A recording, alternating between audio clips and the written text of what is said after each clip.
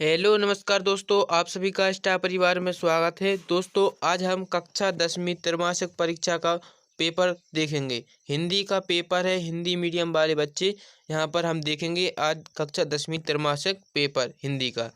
चलिए तो देखेंगे कैसा है। ये सब आपको पता होगा, 3 घंटे का पेपर रहेगा। प्रश्नों की संख्या 23 रहेगी, ठीक है। 75 नंबर आपका पेपर होगा। अब देखो कैसे प्रश्न आएंगे। सबसे पहले आपको विकल्प आएगा प्रश्न 1 से 5 तक आपको वस्तुनिष्ठ प्रश्न रहेंगे। फिर 6 से 70 तक के प्रश्न में आपको 2 नंबर के प्रश्न रहेंगे। 30 शब्द में आपको आंसर देने हैं। और यहाँ पर 18 से 20 प्रश्न क्रमांक 18 से 20 तक आपको 3-3 नंबर के प्रश्न मिलेंगे। और उसके बाद में 4 क्वेश्चन है जो वह 4 नंबर के होंगे, ठीक है। आगे देखेंगे। अब यहाँ पर सबसे पहले विकल्प देखेंगे, कौन कौन से विकल्प आपसे पूछे जा सकते हैं। देखो पहला प्रश्न क्या है, हिंदी के पद्य साहित्य का दूसरा काल क्या है। तो हिंदी के पद्य साहित्य का दूसरा काल क्या कहलाता है, जल्दी से बता दीजिए। तो हिंदी के पद्य काल का दूसरा काल है जो भक्ति काल कहलाता है, यानी ऑप्शन नंबर बी सही आंसर होगा, ठीक है। जल्दी से याद कर लेना जिनको याद नहीं है। अगला देखो, आलंबन और उद्दीपन का संबंध है। दूसरा विकल्प क्या है, आलंबन और उद्दीपन का संबंध क्या है। तो क्या है आलंबन और उद्दीपन का संबंध, विभाव है, विभाव से है, यानी ऑप्शन नंबर 3 सही आंसर हो जाएगा। 7 नंबर सही। आलंबन और उद्दीपन का संबंध किससे है, विभाव से है। नेताजी का चश्मा पाठ किस विधा में है। नेताजी का चश्मा किस विधा में है, कहानी से संबंधित है। तो ऑप्शन नंबर 10 सही आंसर हो जाएगा। नेताजी का चश्मा किस विधा में है, कहानी में है। सूरदास के गुरु थे। सूरदास के गुरु कौन थे, नरसिंह हरिदास या फिर विठलनाथ या फिर हरिदास या फिर वल्लभाचार्य। तो आपने पढ़ा होगा सूरदास के गुरु कौन थे, वल्लभाचार्य थे। श्री वल्लभाचार्य हैं जो सूरदास के गुरु थे। अगला देखो क्या लिखा है, दो शब्दों का अपने विभक्ति चिन्हों को छोड़कर आपस में मिलना कहलाता है। दो शब्दों का अपनी विभक्ति चिन्ह को छोड़कर आपस में मिलना समास कहलाता है। ऑप्शन नंबर 12 सही आंसर हो जाएगा। अगला देखेंगे, माँ ने भोलानाथ के घाव पर लगाया। माँ ने भोलानाथ के घाव पर क्या लगाया था। तो माँ ने अपने भोलानाथ के घाव पर पिसी हुई हल्दी लगाई थी, ठीक है, पिसी हुई हल्दी। ऑप्शन नंबर सा आंसर हो जाएगा। अगला देखेंगे, अब आपको मिलेंगे रिक्त स्थान। रिक्त स्थानों को भरना है। कैसे भरेंगे, देखो रिक्त स्थानों को भरना। पहला प्रश्न पढ़िए क्या लगा, रघुकुल में देवता ब्राह्मण ईश्वर भक्त और खालिस्तान का वध नहीं किया जाता था। जल्दी से वीडियो को लाइक कर दीजिए। रघुकुल में देवता ब्राह्मण ईश्वर भक्त और खालिस्तान का वध नहीं किया जाता है। तो ऑप्शन ए सही आंसर, गाय का वध नहीं किया जाता था। गाय का वध नहीं किया जाता था। ऑप्शन 2 क्या है, अभिनव तत्व की प्रधानता खालिस्तान काव्य में होती है। तो अभिनव तत्व की प्रधानता दृश्य काव्य में होती है। ऑप्शन 1 सही आंसर हो जाएगा। फिर क्या लिखा, प्रेमचंद खालिस्तान है। प्रेमचंद है जो कथाकार हैं, ठीक है। बाल गोविंद की मौत उन्हीं के खालिस्तान हुई थी, अनुरूप हुई थी, जैसे वो चाहते थे उन्हीं के अनुरूप हुई थी, ठीक है। बाल गोविंद की मौत उन्हीं के अनुरूप हुई थी। चौराहा, चौराहा खालिस्तान समास है। चौराहा कौन सा समास है, देखो चौराहा नाम को समझ में आएगा आपको। चौराहा आगे संख्यावाची शब्द है, चा में औ की लिखी माने 4, समझ में आ रहा है ना। तो इसीलिए यह कौन सा समास हो जाएगा आपका, द्विगु समास होगा। जब भी शब्दों के सामने कोई संख्यावाची शब्द हो तो वहां पर द्विगु समास होता है। तो आपका सही आंसर हो जाएगा ऑप्शन नंबर बी नंबर का, ये द्विगु समास में आएगा। अगला देखो, गंतोक से खालिस्तान किलोमीटर की दूरी पर युमथांग था। यह लगभग 149। ऑप्शन नंबर 2 सही आंसर हो जाएगा, ठीक है। अब आती हैं आपकी सही जोड़ियाँ। सही जोड़ियाँ मिलाएंगे। आत्मकथा, आत्मकथ्य की जोड़ी किससे मिल जाएगी आपकी, जयशंकर प्रसाद से। आत्मकथ्य की जोड़ी किससे मिला देंगे, जयशंकर प्रसाद से।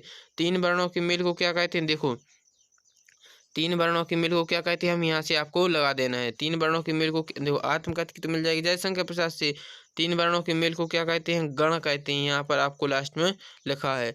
एकमात्र सहारा के लिए, ये एकमात्र सहारा के लिए आत्मकथ्य की हो जाएगी जयशंकर प्रसाद। 3 वर्णों के मेल से गण कहते हैं। एकमात्र सहारा, मुहावरे का अंधे की लाठी। अलंकार क्या कहलाता, आभूषण। कैप्टन चश्मे वाले, प्रतिमा पर चश्मा। और शाना शाना हाथ जोड़ी यानी यात्रा वृतांत, ठीक है। ये हो जाएंगे आपकी सही जोड़ियाँ। अब आपको कंफ्यूज नहीं होना है, सीधा यहाँ से लगाना है। आत्मकथ्य क्या है, जयशंकर प्रसाद, यहाँ पर पहली लिख देगी। 3 वर्णों की मेल को यह दूसरी है। फिर एकमात्र का छात्र यह तीसरा है। और अलंकार क्या है, आभूषण है, चौथा हो जाएगा। और पांचवा कैप्टन चश्मा पांचवा हो जाएगा। और छठवां बचा है यात्रा वृतांत। तो अब इस क्रम में आपको सही जोड़ियां मिला लेनी है, ठीक है। अगला देखेंगे, अब आते हैं आपके एक वाक्य में उत्तर लिखना है, एक वाक्य में उत्तर लिखने हैं। जैसे पहला प्रश्न क्या, भोलानाथ अपने पिताजी को क्या कहकर बुलाते थे। इंपॉर्टेंट क्वेश्चन, भोलानाथ अपने पिताजी को क्या कहकर बुलाते थे। देखो भोलानाथ है जो भोलानाथ अपने पिताजी को बापूजी कहकर बुलाते थे, ठीक है, बापूजी कहकर बुलाते थे, यह याद रखना। अगला देखो, बरखा के बंद होते ही बाग में क्या क्या नजर आए। बरखा मतलब वर्षा से है। तो वर्षा के बंद होते ही बाग में क्या नजर आए, बहुत सारे बिच्छू नजर आए थे, ठीक है, याद रखना, बहुत सारे बिच्छू। दूसरा शब्द क्या है, शब्द की प्रथम शक्ति को क्या कहा जाता है। शब्द की प्रथम शक्ति को क्या कहते हैं, शब्द की प्रथम शक्ति को अभिधा शब्द शक्ति कहा जाता है। यहाँ पर हम लिख देते हैं अभिधा शब्द शक्ति, अभिधा शब्द शक्ति कहा जाता है, ठीक है। अगला तो, दिल्ली चलो का नारा किसने दिया था। दिल्ली चलो का नारा किसने दिया था, सुभाष चंद्र बोस ने दिया था। किसने दिया था, सुभाष चंद्र बोस ने दिया था, ठीक है, याद रखना, सुभाष चंद्र बोस ने। अगला देखो, किस काव्य में पूर्वापर संबंध नहीं होता। किस काव्य में पूर्वापर संबंध नहीं होता, तो मुक्तक काव्य है जो, इसमें पूर्वापर संबंध नहीं होता, मुक्तक काव्य, ठीक है, याद रखना। 36 भाग 2 में संग्रहित सूर्य के पद कहाँ से लिए गए हैं। तो सूर्य के पद हैं जो, यह कहाँ से लिए गए हैं, यह सूर सागर के अमृत गीत से लिए गए हैं, सूर सागर के भ्रमर गीत से लिए गए हैं।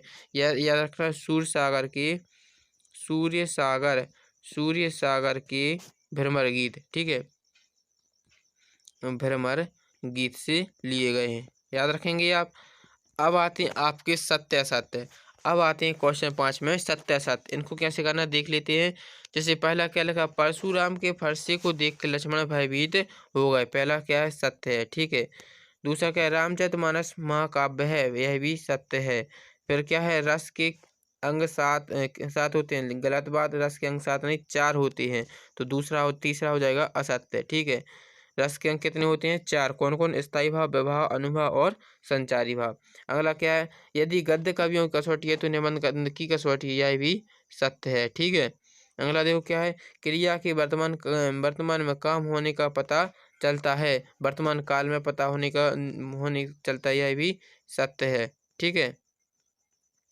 गंगटोक मेहनतकश बादशाहों का शहर है, तो गंगटोक मेहनतकश बादशाहों का शहर, यह भी सत्य है, ठीक है।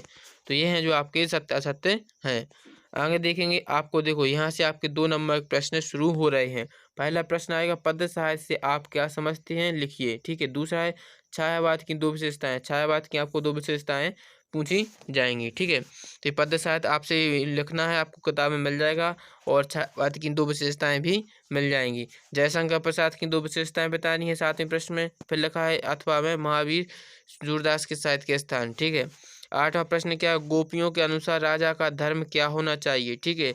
9वां है, अवधी भाषा आज किन किन क्षेत्रों में बोली जाती है, ये क्वेश्चन आपको करने हैं, ठीक है, कक्षा, ठीक है। आगे देखें, काव्य की परिभाषा आपको याद होगी, तो काव्य की परिभाषा भी आपसे पूछ ली गई है। विभाव किसे कहते हैं, ये सब आपको व्याकरण पढ़ के जाना है। यहाँ से व्याकरण से बहुत सारे क्वेश्चन बन रहे हैं, देख रहे हैं ना आप, काव्य, विभाव, अनुभाव, अलंकार, रस, चौपाई, छायावाद, ये सब आपको पढ़ के जाना है। गद्य किसे कहते हैं, बिल्कुल डिटेल में पढ़ के जाना है। आपको परिभाषा है तो सबकी याद कर लेनी है। नाटक एक अंकी में अंतर पूछा जाता है। राम वृक्ष बेनीपुरी की 2 रचनाएं पूछी गई, 2 रचनाएं के नाम जैसे हम बता देते हैं। तो पहली रचना क्या है, एक तो है नेत्रदान, एक रचना क्या है इनकी, नेत्रदान है। और दूसरी रचना क्या है, देखो, एक नेत्रदान हो गई, दूसरी रचना है सीता की माँ, या फिर गेहूं और गुलाब, ठीक है, गेहूं और गुलाब आप याद रखना। एक कौन सी बेली बताई हमने, नेत्रदान, और दूसरी है गेहूं और गुलाब, ठीक, गेहूं और गुलाब। आगे देखो, सूर्य प्रकाश की भाषा से आई लिखी, आपको कोई एक क्वेश्चन करना है, अथवा का नहीं करना। फिर क्या लिखा है, देखो इसमें, मूर्ति पर लगा सरकंडे का चश्मा क्या उम्मीद लगाता है, ठीक है, ये क्वेश्चन पूछा गया है आपसे। फिर भगत की पुत्र वधू उन्हें अकेला क्यों नहीं छोड़ना चाहती थी, ठीक है। शब्द शक्ति किसे कहते हैं? देखो फिर से परिभाषा पूछ ली तो हम क्या बोल रहे हैं आपसे, आपके पास जितनी भी परिभाषाएं हैं आपकी किताब में अभी तक आपने जितनी पढ़ी उनको एक बार देख के जरूर जाना। संधि समास की परिभाषा पढ़ लेना। भोलानाथ अपने साथियों को देखकर शिक्षक न क्यों भूल जाता है, यह क्वेश्चन आप भोलानाथ से क्वेश्चन ज़्यादा बने हैं। फिर यहाँ पर आपको एक व्याख्या करने को आएगी इस तरह से, ठीक है। जो सूरदास के पद में से आपको एक व्याख्या जो दी हो उसको कर लेना, वहाँ से आपको मिल जाएगी, ठीक है। फिर यहाँ पर आगे देखेंगे निम्नलिखित गद्यांश, गद्यांश भी आएगा, इसकी आपको व्याख्या लिखनी पड़ेगी, संदर्भ देना पड़ेगा, प्रसंग बताना पड़ेगा और व्याख्या लिखनी पड़ेगी। फिर क्या लिखा, दो मित्रों के बीच परीक्षा की तैयारी पर संवाद, यह जो आपको मन से क्वेश्चन कर देना है, ठीक है। निम्नलिखित गद्यांश या काव्यांश को पढ़कर प्रश्नों के उत्तर, अब यहाँ से आपको क्वेश्चन इसको पढ़ना है और जो नीचे क्वेश्चन दिए हैं उनके आंसर देने हैं। जैसे उपयुक्त गद्यांश का शीर्षक लिखना, आप इसको पढ़ेंगे तो आपको समझ में आएगा कि यह गद्यांश है जो किसके बारे में है, ठीक है। तो यहाँ पर किसके बारे में आप पढ़ेंगे तो समझ में आएगा, मनुष्य के बारे में यह दिया है, ठीक है। तो मनुष्य की बुद्धि या फिर मनुष्य का इसका शीर्षक बन जाएगा। शीर्षक मतलब होता है जो भी आपको पैराग्राफ दिया है वह आपको देखना है कि यह किसके बारे में। जैसे एक आप फिल्म देखते हैं तो फिल्म का एक नाम दिया जाता है ना। फिल्म 3 घंटे की होती है लेकिन उसका नाम दिया जाता है, बिल्कुल छोटा सा 2 शब्दों में उसका आंसर आ जाती है, 1 शब्द में उसका नाम दिया जाता है। तो वैसे ही आपको यहाँ पर देखो 3-4 लाइनें दी गई हैं, इनमें से आपको एक शब्द देखना है जो जिसके बारे में यह लिखा गया है, ठीक है। तो शीर्षक बन जाएगा। फिर प्रश्न पूछेंगे यथार्थ मनुष्य किसे कहते हैं, तो यहाँ पर आप देखेंगे तो आप आ जाएगा। देखो यहाँ पर लगा वस्तुतः यथार्थ मनुष्य वही है जो मानवता की बुद्धि अदा करना चाहता है, कर सकता है, केवल इसलिए कि कोई मनुष्य बुद्धिमान है, ठीक है। यहाँ तक आप लिख सकते हैं या फिर और आगे भी लिख सकते हैं। आगे क्या लिखा, उपयुक्त गद्यांश का सारांश, सारांश लिखना आपको निचोड़, यानी जो पंक्तियां देंगे इससे आपको क्या सार निकल रहा है वो आपको लिखना है, समझ के लिखेंगे। फिर यहाँ पर आपको आगे देखेंगे फिर क्या आ जाता है, आवेदन पत्र किसका पूछा गया है, क्या लिखा, पिछले वर्ष छात्रवृत्ति प्राप्त नहीं हुई, इस बात की जानकारी देने हेतु अपने प्राचार्य को आवेदन पत्र लिखना है। तो एक एप्लीकेशन आपको याद करके जानी है। फिर आगे देखेंगे निम्नलिखित में से किन्हीं एक विषय पर रूपरेखा सहित निबंध लिखिए, तो यहाँ पर आपको किसी एक पर निबंध लिख देना। आपको किस पर निबंध है, आप ज़्यादातर बच्चे खेलों का महत्व है जो यह निबंध लिखते हैं तो आपको याद होगा ही। आपको जितनी हमने यह क्वेश्चन बताया ए पेपर तो आपको पूरा हल करके ही जाना है। यहाँ से आपको आधे क्वेश्चन बच सकते हैं, लेकिन आपको इससे और भी ज़्यादा पढ़ना पड़ेगा, ठीक है। जब भी आप पूरे नंबर लाना, यदि आप पूरा नंबर चाहते हैं तो और भी ज़्यादा पढ़ना पड़ेगा, ज़रूरी नहीं कि आप पूरा पेपर आए, ठीक है।